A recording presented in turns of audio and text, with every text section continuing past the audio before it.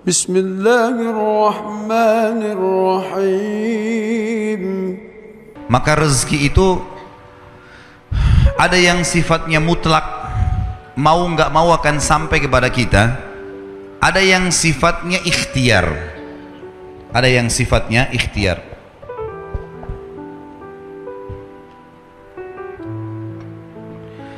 Kalau yang mutlak teman-teman sekalian,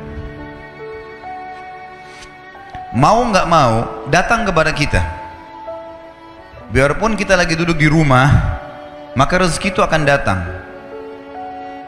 Seperti misal, mata kita sekarang menangkap cahaya, hidung kita menarik oksigen, telinga kita menangkap suara, energi di tubuh kita pada saat kita mau bergerak, kita mengeluarkan proses makanan yang habis akan dibuang kotoran, tinja dan air seni, rezeki datang. Ada juga rezeki-rezeki yang lain selain daripada itu, seperti misalnya kita lagi duduk di rumah, tetangga antarin makanan, nggak pernah pesan, nggak pernah apa-apa, tiba-tiba dikasih. Orang tua kita banting tulang, begitu mereka meninggal kita dapat warisan. Ya. Ada rezeki yang mutlak. Kita lagi masuk ke restoran, tiba-tiba ada teman juga masuk, dibayarin, ditraktir. Kita nggak pernah programin sebelumnya. Namanya mutlak, pasti sampai ke kita. Ini sesuai dengan hadis baginda Nabi SAW. Tidak akan meninggal jiwa, tidak akan meninggal orang yang punya nyawa, kecuali akan dilengkapkan semua rezekinya. Ada orang subhanallah pas sudah tua sekali dapat warisan, tiba-tiba jadi kaya, ada saja. Ada orang bertahun-tahun sakit, sembuh di akhir hidupnya, kuasa Allah, rezekinya pasti sampai kepada dia. Ada hadis yang lain berbunyi, kalau seandainya seseorang di antara kalian, hadis sahih riwayat Imam Ahmad setahu saya, kata Nabi SAW, kalau seandainya seseorang di antara kalian lari dari rezekinya sebagaimana dia lari dari kematian, maka rezekinya akan datang kepadanya sebagaimana mati akan datang kepadanya. Itu maksudnya adalah mutlak, sampai kepada kita, mau nggak mau akan datang rezeki itu. Ada rezeki yang kedua teman-teman, namanya rezeki ikhtiar, berhubungan dengan ikhtiar kita. Jadi rezeki ikhtiar ini memang harus melalui usaha, upaya. Seperti misal ada orang sudah S1, dia kerja jadi dosen di kampus, dapat gaji 5 juta. Dia ingin lebih besar gajinya, dia lanjutin S2. Ikhtiar dia bukan? Hah? Mana suaranya nih? Masih hidup nggak ini? Hah? Kalau sore-sore begini ada yang tidur, ini aneh nih. Hah? Tapi kayaknya nggak ada yang ngantuk, masalah rezeki soalnya ya. Jadi kalau orang S1 dia mau lanjut S2, tujuannya supaya gajinya di kampus lebih tinggi. Ikhtiar dia bukan? Ikhtiar dia. Baik S2 gaji 10 juta, S3 ternyata 15 juta. Dia sekolah lagi S3 supaya gaji di kampus lebih tinggi lagi. Ikhtiar dia.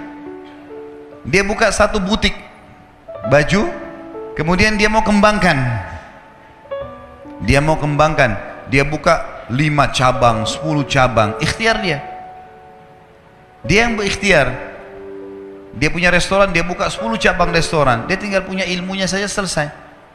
Dia bisa kembangkan. Kalau saya sering gambarkan di pengajian saya, masalah rezeki ini adalah seperti pohon buah. Ada buah yang berjatuhan, ada buah yang bergelantungan. Buah yang berjatuhan ini itu adalah rezeki mutlak tadi. Artinya kita tidak usah capek-capek, upaya datang sendiri. Ya tadi oksigen yang kita hirup, cahaya ditangkap oleh mata, tadi ditraktir teman, dapat warisan orang tua, dan seterusnya. Ada buah-buahan yang bergelantungan, kita harus punya fasilitas galaka atau punya tangga untuk naik ke atas, harus ada ikhtiarnya, baru bisa pungut tuh buahnya. Nah ini siapa saja boleh lakukan. Ingat, dalam masalah rezeki, kafir atau beriman sama-sama dikasih sama Allah. Jangan bilang, kenapa tetangga saya orang kafir itu bisa punya mobil mewah? Kuasa Allah. Siapa yang mau punya usaha, dia bisa dapatkan. Hanya bedanya antara muslim sama kafir di status halal atau haramnya. Kalau muslim teman-teman sekalian, kita ini orang muslim, buah-buah yang berjatuhan dan buah-buah yang bergelantungan tadi, yang dibolehkan ambil hanya yang berkualitas. Ada busuk sedikit jangan diambil, halal. Sedikit busuk syubhat, bagus gak ya, jangan diambil. Kalau orang kafir semua diambil, mau busuk mau enggak semuanya diambil. Kalau muslim tidak. Dan subhanallah, dalam masalah ini para ulama mengatakan seorang muslim mendapatkan keberkahannya. Nanti akan kita bahas masalah itu dalam kiat-kiat mempertahankan dan menjadikan rezeki supaya berkah. Jadi ini gambaran rezeki teman-teman sekalian. Dan supaya kita tidak menyangka buruk dengan Allah, harusnya seseorang di antara kita teman-teman sekalian, harusnya seseorang di antara kalian, ini wajib hukumnya, mengetahui bahwasanya kalau kita ingin mempertemukan tentang kondisi kita dengan kondisi orang lain, maksudnya kondisi orang non muslim misalnya, pertemukan yang sesuai, yang sepadan. Misal, tidak adil kalau saya seorang pegawai, gaji saya 1 juta misalnya, atau 2 juta rupiah, saya pertemukan dengan tetangga saya yang seorang miliarder kafir, nggak bakal adil itu. Yang adil adalah pertemukan coba keadaan kita dengan kafir yang gajinya sama dengan kita. Nah, baru kita tahu bagaimana berkahnya rezeki itu. Harus adil, ya.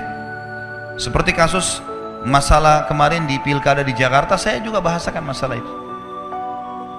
Tidak adil sekarang banyak orang non muslim ini mengatakan, atau orang-orang munafik dari kaum muslimin, pura-pura Islam, dia bilang lebih baik pemimpin kafir yang tidak korupsi daripada pemimpin muslim yang korupsi. Ini tidak adil ini. Mestinya pertemukan begini, non muslim yang tidak korupsi dengan muslim yang tidak korupsi. Nah itu baru adil. Kafir yang koruptor dengan muslim yang koruptor, nah baru adil. Nggak bisa dipertemukan antara ini dengan ini, tidak bisa. Nggak bisa kita pertemukan keadaan kita yang gaji 1 juta dengan tetangga non muslim yang 1 miliar gajinya atau pendapatannya. Nggak adil namanya. Maka harus kita sesuaikan di sini ya.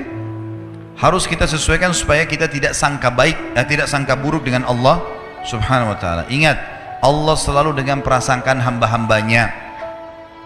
Ini harus digarisbawahi teman-teman sekalian. Banyak kisah nyata berhubungan dengan masalah ini. Kalau kita menggantungkan nasib kita pada Allah, luar biasa. Ada seorang syekh, saya dengarkan ceramahnya, menarik sekali. Saya tidak tahu orang itu siapa, tapi cuplikannya saya dapatkan dari seorang teman dari Jeddah yang mengirimkan ke saya. Orang ini cerita, syekh ini menceritakan, cuplikannya ada di HP saya. Dia bilang, saya satu waktu pernah ke Mesir, dan di Mesir ini saya lagi dari satu daerah mau ke Kairo, dari Iskandaria satu kota mau ke Kairo. Itu saya tiba di Kairo mungkin sekitar jam 2 malam. Pesawat saya selepas subuh harus berangkat kembali ke Saudi. Dia bilang, saya telepon pengurus masjid, saya mungkin mau mampir di masjid yang saya ceramah kemarin di Kairo itu. Saya mau tinggal di sana mungkin 2 jam 3 jam istirahat. Nanti habis itu baru kemudian saya berangkat ke Saudi habis subuh. Dia bilang, saya masuk ke masjid, tiba jam 2 malam, turun dari mobil, saya lihat masjid lampunya nyala semua nih. Kemudian setelah saya masuk masjid, saya temukan ada orang di mihrab, imam lagi sujud nangis-nangis. Dan luar biasa, tangisannya itu kalau orang dengar membuat orang yang dengar pun mau menangis. Jadi saking luar biasa dia merengeknya sama Allah dalam sujudnya. Kata syekh ini, saya pun sambil berdoa sama Allah, ya Allah kabulkan permintaannya orang ini, walaupun saya belum tahu apa yang diminta gitu. Dia bilang selesai dia sholat, saya dekati dia, saya bilang, Masya Allah, doa apa ini? Luar biasa ini. Doa yang diikuti dengan tangisan di sepertiga malam menjelang subuh.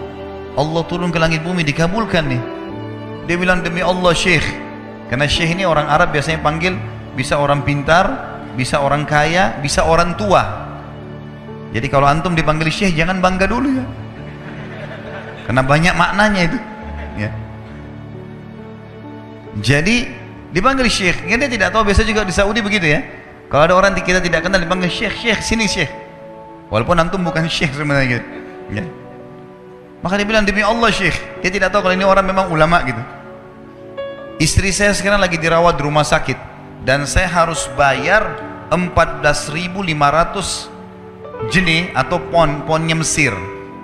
Saya harus bayar rumah sakit. Kalau enggak istri saya nggak bisa dioperasi. Ini sudah parah sekali.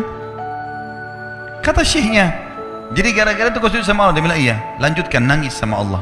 Allah tidak akan menyanyiakan orang yang ikhlas minta padanya. Lanjutkan, nikmati sujudmu.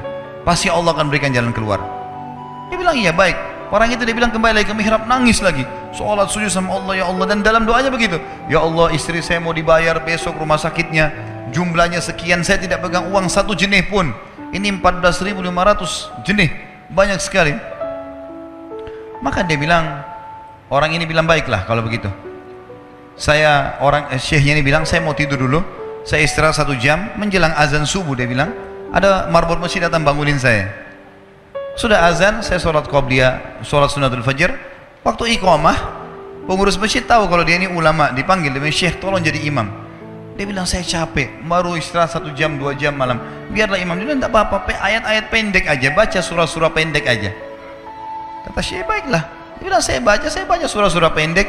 Rupanya mikrofon masjid karena keluar di luar. Ada satu pengusaha Mesir, apartemennya itu dekat masjid. Dan dia suka ikuti ceramahnya syekh ini di YouTube. Dia bilang, turun dari apartemennya, ikut sholat berjamaah di masjid. Karena dia kenal suaranya orang ini gitu. Begitu selesai sholat, dia bilang, saya lagi zikir, datang orang itu. Dia bilang, syekh, ahlan wa sahlan di Mesir. Saya salah satu penggemar Anda di YouTube dan saya dengar suara tadi. Saya tadinya mau sholat di masjid lain, saya ke masjid ini. Dia bilang, syekh, saya mau minta tolong satu hal. Kata syekhnya, kenapa? Dia bilang, saya sudah ngitung zakat uang perusahaan saya harus alokasikan 14.500 jenih. Kata syekhnya, orang itu bilang, saya mau alokasikan zakat saya 14.500 jenih. Kata syekhnya, saya nangis, dengar itu. Nangis, saya terisak-isak. Kata orang itu, kenapa Anda nangis? Syekh bilang, saya nggak bisa jelasin. Dia bilang, saya nangis terus. Kemudian saya lihat ke kiri kanan di saf, mana orang yang tadi malam sholat tahajud tuh? Wah, ada di ujung. Dipanggil sama syekh, fulan kesini, datang. Dia bilang, ceritakan masalah kamu apa? Dia bilang, syekh, saya punya masalah, istri saya dioperasi, harus bayar 14.500 jenih hari ini, kalau tidak nggak operasi. Kata syekhnya, tiba-tiba si pengusaha ini nangis-nangis.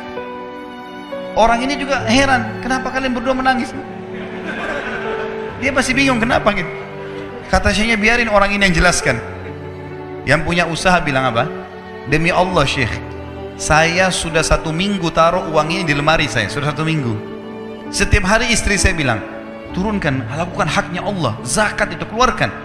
Dia bilang, saya ingin dapat 1 orang yang saya kasih langsung daripada saya bagi-bagi. Saya mau 1 orang saya kasih, selesaikan masalah dia, dan Allah selamatkan saya di akhirat. Orang ini jadi nangis. Orang yang punya minta butuh nangis. Kata pengusahanya, ini uangnya, silahkan 14.500. Semoga Allah selesaikan urusan saya di akhirat gara-gara saya bantu kamu. Kata syekhnya, demi Allah yang terjadi, orang ini yang orang yang punya uang ini, yang dikasih uang, dia tiba-tiba lupakan saya dan lupakan si pemilik uang. Dia langsung angkat kepalanya ke langit sambil menangis mengatakan, ya Allah, aku mencintaimu. Terpenuhi kebutuhannya gitu kan. Kuasa Allah. Teman-teman, cuman kita selalu buru-buru. Kalau seseorang kita di perusahaan mau dinaikkan gajinya saja, mau naikkan jabatannya, dia harus tulis permohonan. Tidak mungkin juga baru hari ini dimasukkan kemudian ketuk ruangan di rootnya, mana permintaan saya kemarin, atau hari ini, nggak mungkin. Seminggu dia sabar, 2 minggu dia sabar dengan berharap datang panggilan. Kenapa dengan Allah subhanahu wa ta'ala kita tidak begitu teman-teman? Banyak orang buru-buru, dan kebanyakan orang mau menggantungkan permintaannya kepada Allah hanya pada hal-hal yang kecil, hal yang besar tidak, atau sebaliknya, hal yang besar, hal yang kecil tidak. Kenapa tidak pernah minta sama Allah dikasih motor, dikasih mobil, dikasih rumah? Kenapa hanya minta kalau penyakitnya dihilangkan baru kembali kepada Allah? Itu pun seringkali kita jadikan Allah nomor 30 teman-teman sekalian. Ke dokter ini, ke dokter itu, resep ini, resep. Nanti kalau sudah mentok nggak bisa sembuh baru sholat tahajud. Hah? Salah. Islam mengajarkan kita apa? Sebelum makan berdoa, sebelum tidur berdoa, sebelum aktivitas berdoa, sebelum ke dokter doa dulu supaya Allah jadikan kesembuhan. Karena dokter resepnya cuma semoga lekas sembuh, tidak ada pasti sembuh. Makanya teman-teman sekalian, kembali kepada Allah adalah jalan yang paling luar biasa gitu. Coba merengek kepada Allah SWT, Allah pasti tidak akan pernah memungkiri janji-janji. Maka Alhamdulillahi Rabbil Alamin.